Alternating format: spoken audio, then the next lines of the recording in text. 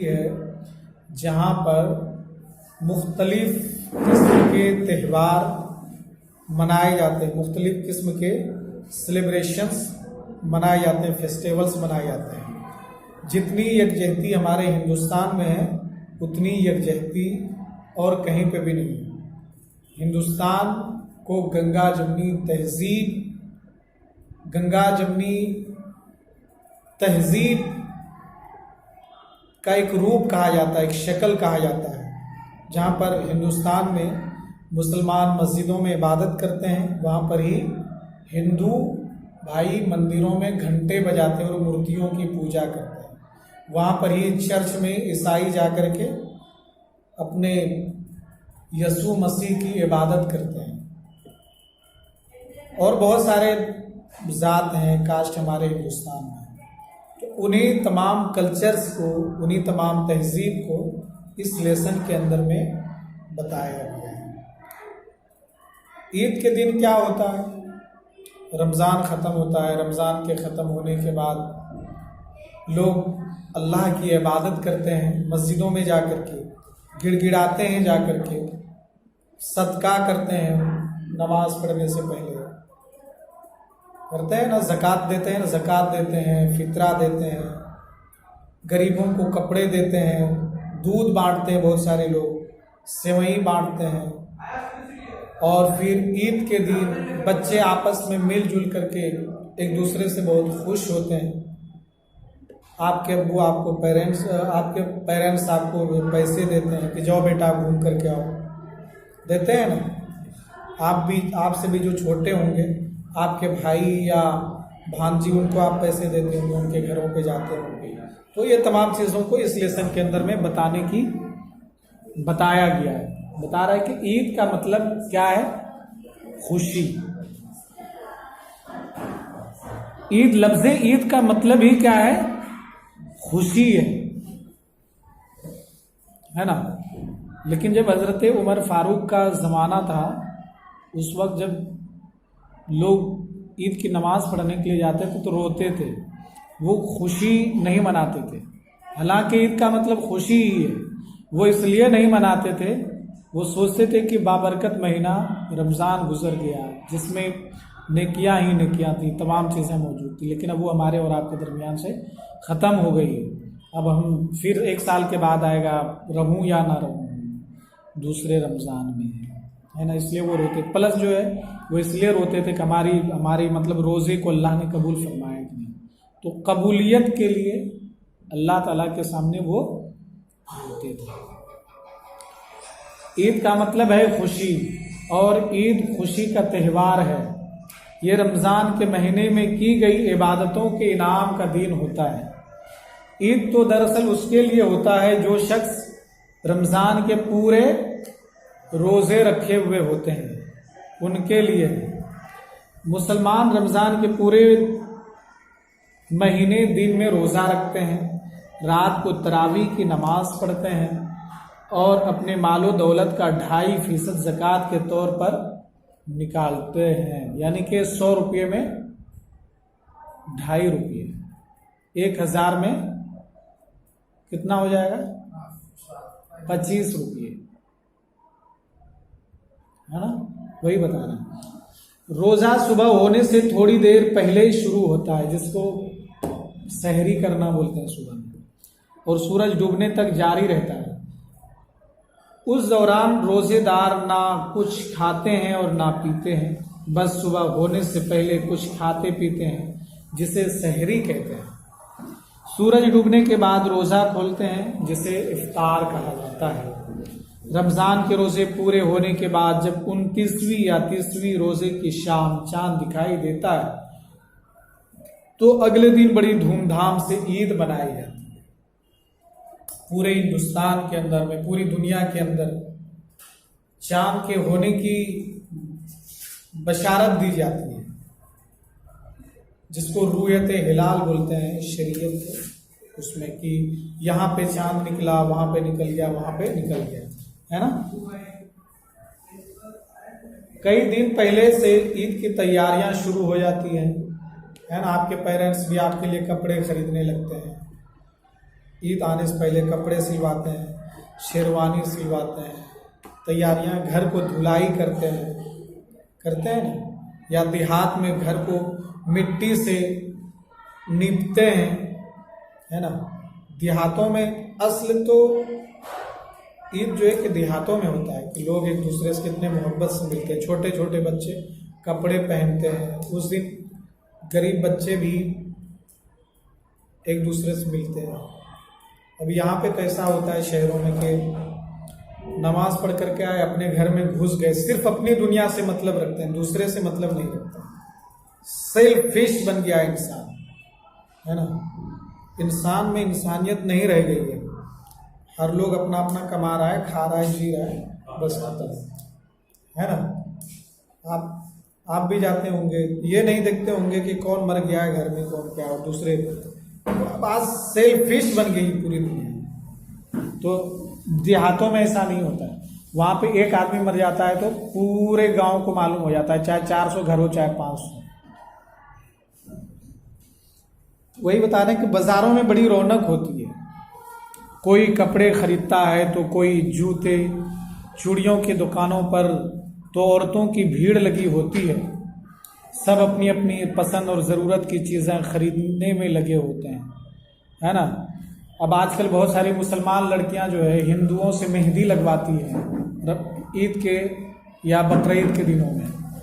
चार मीनार की तरफ वो सब मेहंदी लगाने वाले हिंदू लड़के आ जाते हैं और बिल्कुल जो है अपने हाथ को, प्यारी प्यारी हाथ को जो है हिंदू लड़के के हाथ में दे करके मेहंदी लगवाते हैं।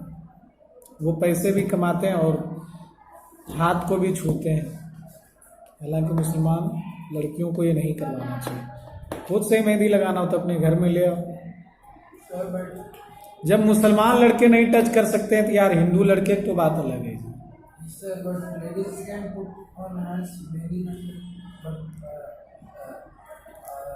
gents cannot put mehndi on hands, but ladies will put themselves on hands.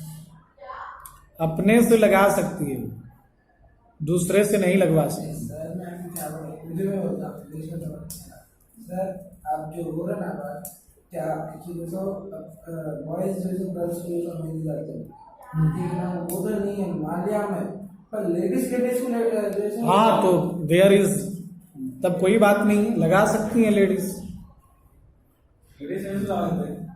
क्या बोल रहे सर, क्या बोल रहे, लेडीज ही लगा लेते अपने हाथ से, तो घर पे मेहंदी और या क्या करते हैं सर। लेडीज को लगा सकती है, लेडीज ड्रेस लगा सकती है। बाजार में जो यहाँ पे मैंने देखा है भाई, बच्चे लाते, यहाँ पे भी टोली चौकी में भी मेहंदी पट्टनम पे चार मीनार पे तो बिल्कुल भी लाइन लगी रहती है। 15-20 दिन पहले से ही पूरे लोग आ जाते हैं। वो पैसे भी कमाते हैं और मुसलमान लड़कियां बस्ती करके लगवाती है। ऐसा नहीं करना चाहिए। ईद की सुबह को मुसलमान नहा धोकर नए और साफ सुथरे कपड़े पहनते हैं, इत्र लगाते हैं। इत्र मतलब जानते हैं ना, खुशबू। औरतें घरों को साफ सुथरा करके सजाती हैं और नए कपड़े पहनती हैं, तरह तरह की चीजें पकाती हैं, है ना, तरह तरह की चीजें पकाती हैं। छोटे छोटे बड़े सभी ईदगाह या बड़ी मस्जिदों में ईद की नमाज पढ़ने के लिए जाते हैं। नमाज पढ़ने के बाद आपस में गले मिलते हैं और एक दूसरे को ईद की मुबारकबाद देते हैं, है ना। नबी पाक सल्लल्लाहु अलैहि वसल्लम ने फरमाया कि हर मुसलमान को चाहे तुम उसको पहचानते हो या ना हो, मुसलमान के लिए सही है सर, जो बोल रहे हैं सर। अब अपन रिश्तेदारों को बोलते सर कि ईद मुबारक, जो अपन उनको नहीं जानते तो भी अपन को बोल सकते हैं, सबको बोल सकते हैं। मुसलमानों को जैसे सलाम करना, सबको सलाम करना है, चाहे हम किसी को पहचाना है ना पहचानो। अरे मुसलमान है तो बस सलाम करना बड़ा तरीका है। पर सर हिंदुओं को क्या बोलते हैं ईद मुबारक? हिंदुओं के लिए नहीं भाई, आपको हिंदू बोलते हैं। बता रहे हैं, पहले भी सुन लो, बोला है तो बस जस्ट लिसन बिफोर इट, मैं बता रहा हूँ, है ना। ईद की नमाज पढ़ने के लिए, नमाज पढ़ने के बाद आपस में गले मिलते हैं और एक दूसरे को ईद की मुबारकबाद देते हैं। देखिए जाहिर है ना, यहाँ पे ईद की मुबारकबादी देना चाहिए, मुबारक हो कि अल्लाह ताला। अब लोग जो है ना, लोग जो है ना पिक्चर देखने के लिए चले जाते हैं ईद के दिन, नमाज पढ़ते हैं, खाते पीते हैं। मुंबई में तो पूरी टॉकीज फुल रहती है ईद के दिन और बकरीद के दिन। बताइए, पूरे महीने रोजे रखते हैं, ईद के दिन सलमान खान की पिक्चर आ गई, शाहरुख खान की। खास तौर पर सलमान खान तो एक पिक्चर बना ही देता है ईद के लिए, पैसे कमाने के लिए। पूरे टॉकीज फुल हो जाती है पूरे इंडिया में। बताइए, पूरे महीने रोजे रखे, जाकर के सुबह में ईद की नमाज पढ़े, 12 बजे 10 बजे जाकर के टॉकीज में फूल लड़का लड़की सब मस्ती करते हैं। दीन किसी प्रोफेशन का नाम नहीं है, दीन और ईद और बकरीद इसलिए अल्लाह ताला ने इबादत करने के लिए नहीं कहा है उसे, है ना। यही वजह है कि मुसलमान जलील हो रहे हैं, परेशान हो रहे हैं। एक तरफ नमाज पढ़ते हैं, दूसरी तरफ झूठ बोलते हैं, पिक्चर देखते हैं, मूवी जाकर के देखते हैं। इबादत के भाई अल्लाह के लिए है।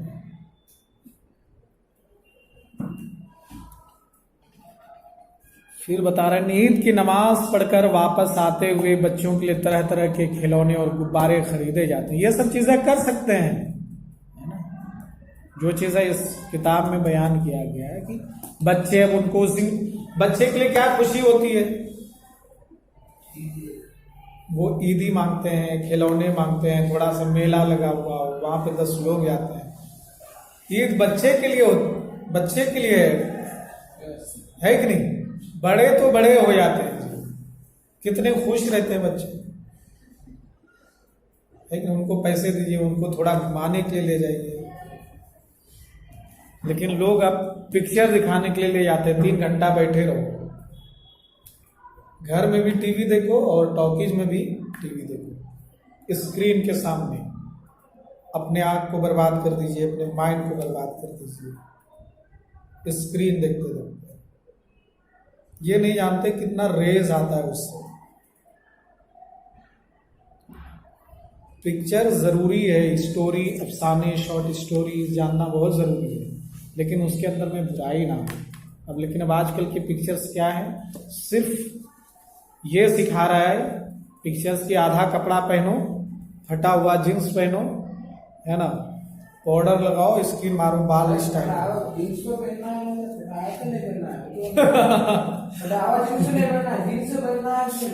पिक्चर जो है यही बता रहा है, वो तहजीब पहले बताता, पहले की जो पिक्चर्स होती थी उसमें टाइगर जिंदा उसमें सलमान खान जो है पटेल की पूरा इधर से लेके इधर तक पूरा। अरे जो भी चीज है ना, तो पहले उससे तहजीब सीखने के लिए मिलता था, कुछ सीखने के लिए मिलता था। अब जो है कि वो चीजें नहीं मिलती, है ना। तो दिन ब दिन सब बदलते हुए जा रहे हैं। अब जैसे कि सीरियल आ गया, सीरियल में जो है ना, सीरियल ने तो और बर्बाद कर दिया है लोगों को, मैच ने बर्बाद कर दिया। अपने काम को छोड़ करके मैच देख रहे हैं। लड़कियां जो है कि अपने काम को छोड़ करके सीरियल देखने के लिए लगी है। जो सीरियल बनाते हैं उनका प्रोफेशन है, वो उनका पेशा है, वो उससे पैसे कमाते हैं। आपका जो पेशा है आप उसमें मेहनत कीजिए। आपका पेशा है पढ़ाई करना, पढ़ाई कीजिए। मेरा पेशा है पढ़ाना, मैं पढ़ाऊं। मेरा काम है लिखना, मैं लिखूं। जो क्रिकेट खेलते हैं उनका काम है क्रिकेट खेल करके पैसा कमाना, है ना। महेंद्र सिंह धोनी आपको पैसे नहीं दे देंगे, वो कभी ऑस्ट्रेलिया, कभी फ्रांस, कहाँ घूमते रहते हैं। तुम जहाँ पे देहात में वहां पे ही, और आपस में यहाँ पे लोग मरते रहते हैं। कोई टीवी फोड़ दिए, नुकसान किसका हुआ? उसका हुआ नहीं ना, अपना नुकसान। आप टीवी खरीद के लाए 20,000 का, अब मालूम पड़ा कि इंडिया हार गया, पाकिस्तान जीत गई, अब यहाँ के लोग टीवी फोड़ दिए। भाई नुकसान किसका हुआ? आपका हुआ।